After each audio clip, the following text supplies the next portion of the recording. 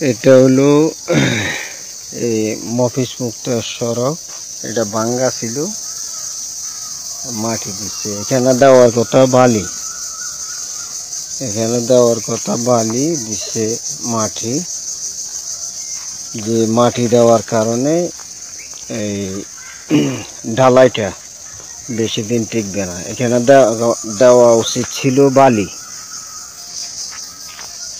মফিজ মুক্তার, এই যে মফিজ মুক্তার এগো কাছারি, এই যে এখানে কাজ চলে, এখানে কাজ চলে কাছারি। এখানে হওয়া দরকার বালি, বালি হওয়া দরকার। এখানে দিচ্ছে মাটি, মাটিটা দেওয়ার কারণে